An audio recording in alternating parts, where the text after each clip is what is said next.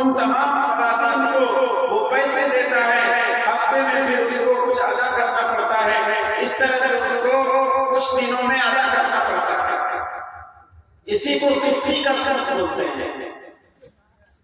یہ برائی میرے خیال میں صرف آپ کی آبادی میں نہیں ہے، جتنی بھی مسلم آبادی ہے ہندوستان میں، تقریباً ہر گاؤں اور ہر محلے میں ان لوگوں کی کوشش چل رہی ہے کہ مسلمانوں کے گھروں میں سود کا معاملہ پہنچا جائے۔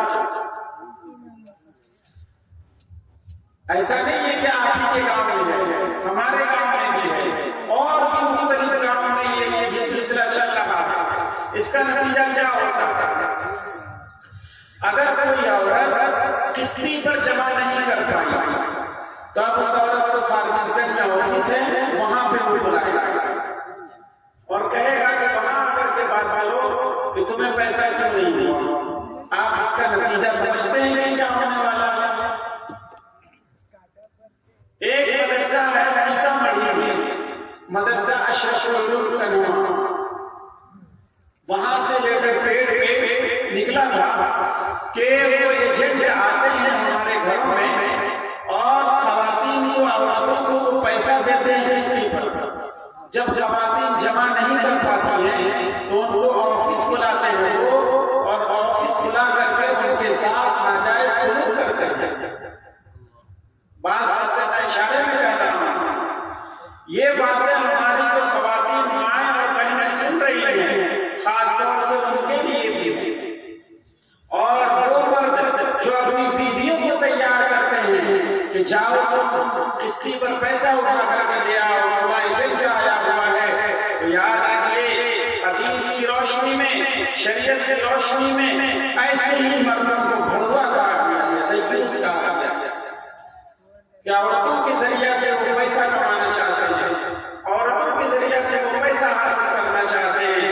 ارے میرے محترم بزرگوں، میرے مسلمان بھائیوں، آپ کی اور ہماری غیرت کہاں چلی گئی؟ ہم تو وہ تھے کہ ہماری بہنوں کو، ہماری بیٹیوں کو، ہماری ماں کو کوئی دیکھ نہیں سکتا تھا، ہماری بہنوں کے چہرے پر کوئی نظر نہیں ڈال سکتا تھا۔ آج ہم نے پورا جسم ان کے حوالے کر دیا۔ کہاں گئی ہماری غیرت؟ افسوس ہے ہمارے معاشرے پہ، افسوس ہے ہمارے سماج پہ۔ آج توبہ کیجئے اور ابھی توبہ کیجئے۔ میں نے تقریباً 34 احادیث کا جائزہ لیا ہے، 34 احادیث کا، جس میں سود کی مذمت بیان کی گئی ہے، اور میں نے یہ کھوجنے کی کوشش کی ہے کہ کیا کسی صحابی نے بھی سود پہ رقم لی ہے، کسی صحابی نے بھی سود پہ پیسہ لیا ہے؟ تو مجھے معلوم ہوا کہ صحابہ کرام نے 14 دن تک اپنے پیٹ پر پتھر باندھے، بھوک کی وجہ سے ان کے چولہے نہ جلے، ایک ہفتہ، 10 دن، 20 دن، لیکن کسی صحابی کے بارے میں یہ بات نہیں ملتی ہے کہ انہوں نے سود پر پیسہ لیا گیا۔ لیکن آج کی جو صورتحال ہے، گاڑی خریدنے کے لیے، مکان بنانے کے لیے، یا دیگر طرح کی تحریکیں چلانے کے لیے سود کے پیسے دیے جا رہے ہیں، یہ قطعاً ناجائز ہے۔ اللہ کے رسول صلی اللہ علیہ وسلم جب معراج پر تشریف لے گئے تو آپ نے دیکھا کہ کچھ لوگوں کے پیٹوں میں سانپ بھرے ہوئے ہیں اور وہ پیٹ ان کے گھر جیسے بڑے بڑے ہیں۔ اللہ کے رسول صلی اللہ علیہ وسلم نے حضرت جبریل علیہ السلام سے پوچھا کہ جبریل یہ کون لوگ ہیں کہ سانپ ان کے پیٹوں میں، جو گھروں پہ رہتے ہیں ان کے پیٹوں میں بھرے ہوئے ہیں اور اندر سے باہر کی طرف جھانک رہے ہیں؟ اللہ کے رسول صلی اللہ علیہ وسلم نے حضرت جبریل علیہ السلام سے پوچھا تو حضرت جبریل علیہ السلام نے فرمایا کہ یہ وہ لوگ ہیں جو دنیا میں سودی کاروبار کرتے تھے، یہ وہ لوگ ہیں جو سود پر پیسہ لیتے اور دیتے تھے۔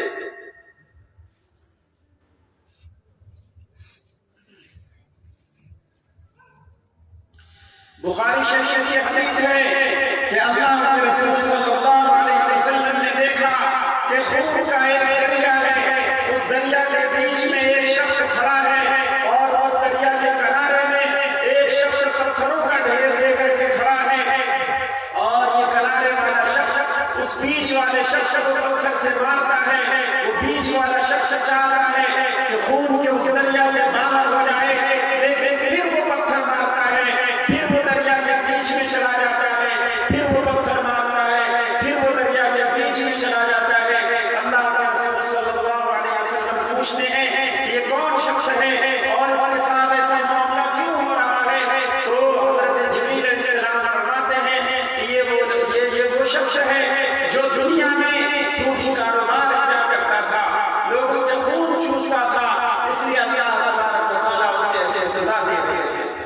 یاد رکھیے اگر سودی کاروبار ہمارے گھر میں آتا ہے تو ہمارے گھروں سے ساری برکتیں ختم ہو جائیں گی، ہمارے گھروں میں نحوست کا پہرا ہوگا، ہمارے گھروں پر نحوست کا سایہ ہوگا۔ چنانچہ آپ دیکھ رہے ہوں گے جو لوگ سودی کاروبار میں ملوث ہیں ان کو دین کی باتیں پسند نہیں آتا ہے، ان کے دلوں میں دینی باتیں نہیں اترتی ہیں، وہ جب زکوٰۃ سے دور ہیں، جب زکوٰۃ سے دور رہنا چاہتے ہیں۔ کیوں؟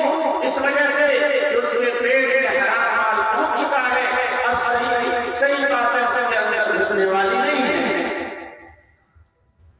ایک حدیث جو کنز العمال کی حدیث ہے، اس میں اللہ کے رسول صلی اللہ علیہ وسلم فرماتے ہیں کہ جو شخص ایک لقمہ حرام کا کھاتا ہے تو 40 دن تک اس کی عبادت قبول نہیں ہوتی ہے، 40 دن تک اس کی عبادت قبول نہیں ہوتی ہے۔ اللہ تعالیٰ نے قرآن پاک میں فرمایا ہے یمحق اللہ الربا ویربی الصدقات، کہ اللہ تبارک و تعالیٰ سود کو مٹاتا ہے اور صدقات کو بڑھاتا ہے۔ سود کو مٹانے کا مطلب کیا ہے؟ سود کو مٹانے کا مطلب یہی ہے کہ گھر سے خیر و برکت ختم ہو جاتا ہے اور نحوستوں کا سایہ آ جاتا ہے گھر میں۔ تو یہ جو سود کا معاملہ تھا، سود کے معاملے پر بھی ہم نے مختصراً بلکہ مفصلاً تشریح روشنی ڈال دی ہے اور قرآن اور حدیث کی روشنی میں ہم نے بات کی ہے۔ امید کرتے ہیں کہ سود سے ہماری مائیں اور بہنیں بھی بچیں گی اور اپنے بال بچوں کو سود کا پیسہ کھلا کر کے اپنا کاروبار سود کے ذریعے شروع کر کے اپنے کاموں کو ناپاک نہیں کریں گی، اپنے مال کو ناپاک نہیں کریں گی، اپنے گھر کو ناپاک نہیں کریں گی، اپنے بال بچوں کے خون کو سود کے پیسوں کے ذریعے سے ناپاک نہیں کریں گی، ورنہ وہ دن آنے والا ہے کہ اگر سودی پیسے استعمال کیے گئے تو ایسے لوگوں کی حیثیت کیڑے اور مکوڑوں سے زیادہ نہیں ہوگی۔ ایسے لوگوں کو کوئی بھی آ کر کے روک دے گا، ایسے لوگوں کو کوئی بھی آ کر کے پیس دے گا، ایسے لوگوں کی اللہ تبارک و تعالیٰ کو کوئی پرواہ نہیں ہوگی جو اللہ تبارک و تعالیٰ کے احکام کو اپنے پیروں سے اپنی خواہشات افسانی سے روکتے ہیں۔ تو اس سود کے بارے میں بات کی۔ اب چوتھی بات کر کے میرا خیال ہے کہ بات کو ختم کرنا چاہیے۔ چوتھی بات جہیز کا لین دین۔ جہیز کا لین دین یہ انتہائی خطرناک صورتحال اختیار کرتا جا رہا ہے۔ اللہ کے رسول صلی اللہ علیہ وسلم فرماتے ہیں کہ لا یحل مال امرئ الا بطیب نفسہ، کہ کسی بھی آدمی کا مال اس وقت تک حلال نہیں ہے جب تک وہ اپنی خوش دلی سے تم کو نہ دے دے۔ لیکن جہیز میں کیا ہوتا ہے؟ پہلے سے طے کیا جاتا ہے کہ اتنے روپے لیں گے، اتنے پیسے لیں گے، اس طرح کی گاڑیاں لیں گے، اس طرح کا یہ لیں گے، وہ لیں گے اور اس کے بعد شادی کریں گے۔ میرے دینی بھائیوں، اس کی شریعت میں کئی سی گنجائش نہیں ہے کہ آپ جس کی لخت جگر کو لانے کے لیے جا رہے ہیں، جس نے پیدائش سے پہلے سے لے کر کے نوجوان جوان کرنے تک لاکھوں روپے اپنی بیٹے پہ خرچ کیا، لاکھوں روپے، ایک دو روپے نہیں، لاکھوں روپے۔